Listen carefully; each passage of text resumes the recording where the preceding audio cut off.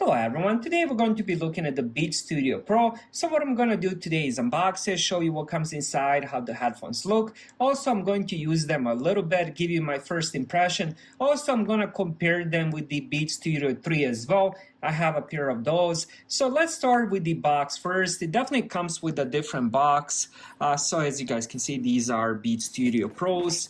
And let's check the back side. So here it says wireless over-ear noise cancelling headphones with cables and case, active noise cancelling with transparency mode, powerful balance sound with spatial audio, enhanced Apple and Android compatibility, up to 40 hours battery life, ANC off.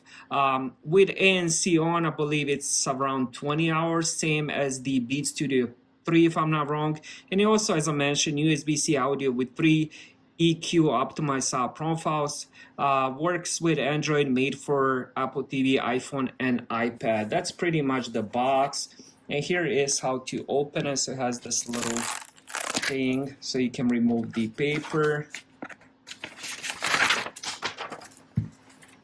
Now let's see what comes inside. The box itself, it's okay, nothing special. All right, so inside we do have the case. This will be, I believe, kind of soft cloth kind of looking case. Definitely different than the Beats Studio 3. And let's check what else we have. We do have some kind of paperwork here. Nothing special. I think it's just Apple Care, warranty, and then you get a couple different stickers. Red and black, and there's also a startup guide, so nothing special inside. Let's put that on the side. Now let's check the case itself. Again, nothing special with the case. It does have the Beats logo, but compared to the Studio Beats 3, the packaging, the box, and the case is definitely better in those. But it's not about the case, it's mostly about the headphones. So let me see if I can. So this one, it's kind of funny, but it doesn't even open all the way. I thought it would like open halfway, but it doesn't. But we do have a couple cables, so let's pull those out. So here we have 3.5 millimeter to 3.5 millimeter. If you do want to end up using it wired, and here we also have, I believe, USB-C to USB-C. I can see the other end. I don't want to take it apart because I don't plan on using this, but USB-C to USB-C cable. So we have two cables. And now let me see if I can pull these out. Weird looking case. It doesn't open all the way, but it does seem to be very soft inside, so it will definitely protect the headphones if you do plan on putting them inside some kind of bag, backpack, or whatever. But let's put that on the side. Now let's check the headphones themselves. Very, very similar, if not the same, to the Studio Beats 3. We do have that USB-C for charging. That's a big difference from the previous model. So we have Beats logo on each side.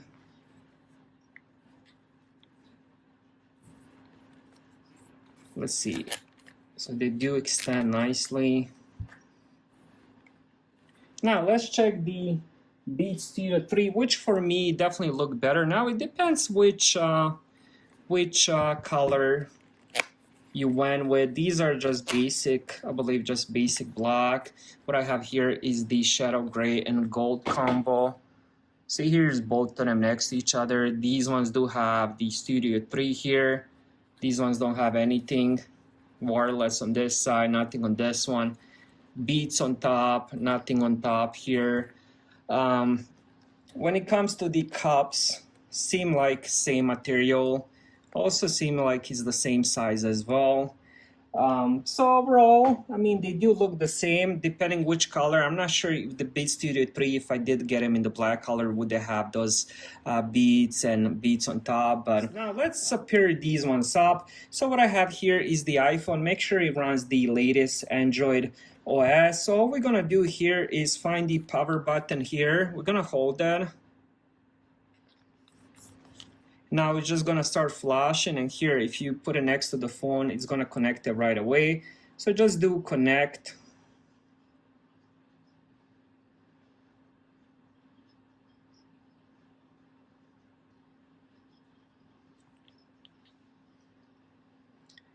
Next, let me show you the menu. Now, the Beat Studio 3 didn't have much of a menu. You couldn't do much. You can do noise canceling on the volume control, but here we don't have much. So for example, here it says button cycles between. So what I'm gonna do here is just do off for now. And here you can do, if you press in the buttons, you can do which one if you want noise canceling, transparency on the off, and also you can do answer call, you can do those settings as well. Also you can do personalized spatial audio as well, and then you can do show in Find Mine, and that's about it when it comes to those controls. It's pretty cool. Now one thing you can also do is if you go on the volume, if you hold that, you can also adjust those as well. So you can do noise controls from that option as well. Also spatial audio if you want to do it as well. So what I'm gonna do next is play a couple music just to see if there's a big difference between the Beat Studio Pros and Beat Studios 3. All right, so I just finished listening them for a while. Now, depending which app, which song you have, they do have different profiles, and the profiles, the beats do them automatically. So you can't really adjust the bass, you can't really adjust anything. Now, one thing I noticed is whenever I started listening to them, I noticed the volume was kind of low, to be honest. So I decided to go on the iPhone settings, and then I went to the headphone safety, and make sure you reduce loud audio tab. Make sure you turn that off, because if this is on, the sound will be a lot less, to be honest. So it is for safety. If you do enjoy listening to very loud music, I definitely recommend turning that option off. So overall, pretty good headphones so far. We'll see how the battery holds up and everything else, but so far on the first impression, I would definitely recommend them. Thank you guys for watching.